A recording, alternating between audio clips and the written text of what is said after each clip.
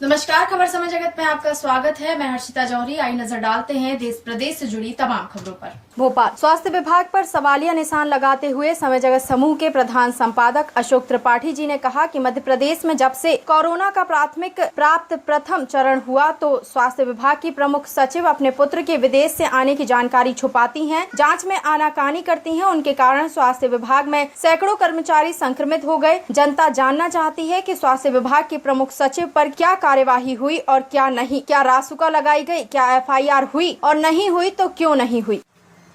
देश के साथ साथ मध्य प्रदेश में भी कोरोना संकट को नियंत्रित करने के लिए सरकार द्वारा शासन प्रशासन द्वारा प्रयास लगातार किए जा रहे हैं।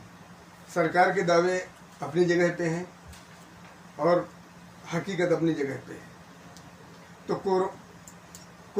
कोरोना की कारगुजारियों के कारिंदों पे कार्रवाई होगी आखिर कब तक? आपका आशा मैं समझ गया। देखिए, हर सरकार में एक संदेश दिया जाता है और जब निष्पक्षता निर्भीकता के साथ कोई कठोर दंडात्मक कार्रवाई की जाती है तो उसका एक संदेश जाता है। जो संदेश निश्चित रूप से मोदी जी ने भी दिया, योगी जी ने भी दिया और कोरोना में डरो ना, सरकार आपके साथ, ये संदेश शिवराज जी ने भी दिया। लेकिन कहीं ना कहीं हम देखें तो एक चूक तो हुई है। कोई जवाबदेही तय उनकी नहीं हो रही जो इसके लिए स्वयं जवाबदेही है। यदि हम बात करें कि जब कोरोना का प्रारंभिक चरण हुआ तो स्वास्थ्य विभाग की प्रमुख सचिव वो अपने पुत्र के आने की जानकारी छिपाती है, जांच में आनाकानी करती है। उसके कारण सैकड़ों स्वास्थ्य विभाग के संक्रमित हो गए। जनता जानना चाहती है उन पर क्या कार्रवाई हुई, क्या रासुका लगी, क्या एफआईआर हुई या क्या होगी या क्यों नहीं की गई। ऐसे कैसे जाएगा सुशासन का संदेश? इसके बाद प्रदेश में दर्जनों अपर मुख्य सचिव स्तर के अधिकारी हैं। ठीक है, सरकार के अपने निर्णय हैं, आपने जिनको भी तय किया, लेकिन उनके उस परिवर्तन के बाद और बेलगाम हो गया। समीपस्थ राज्यों का आनुपातिक दृष्टिकोण देखें तो क्यों जवाबदेही तय नहीं होनी चाहिए कि ये बेलगाम क्यों हो रहा है? स्वास्थ्य विभाग का परीक्षण हो, सुरक्षा उपकरणों की खरीदी हो, जांच रिपोर्टों का विषय हो, सारे के सारे विषय में परिस्थितियां ये हो गई, प्रमाणिकता ही समाप्त हो गई और सरकार को बस एक सब जवाब कि ये है, आज इतने ठीक हो गए, अब संक्रमित कम हो रहे हैं, ठीक होने के आंकड़े ज्यादा हो रहे हैं। मतलब सब जवाब दिखाकर क्यों उस वास्तविकता को छिपा रहे हो जो आपकी लापरवाही के कारण ये स्थितियां हुई।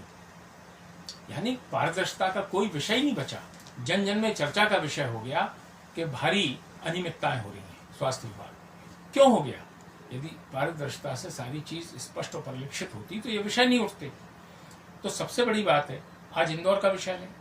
इंदौर में कोरोना का प्रारंभिक चरण आपने संदेश देने के लिए परिवर्तन कर दिया। ठीक है, सरकार का अधिकार है, करना भी चाहिए, लेकिन जिसका परिवर्तन किया उसके बाद कोरोना कितना बेलगाम हुआ ये कौन जानना चाह रहा है, कौन पूछ रहा है?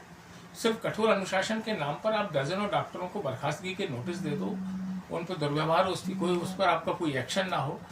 यह कोई आपका वो नहीं है कि इससे आपका पारदर्शी प्रशासन हो जाएगा।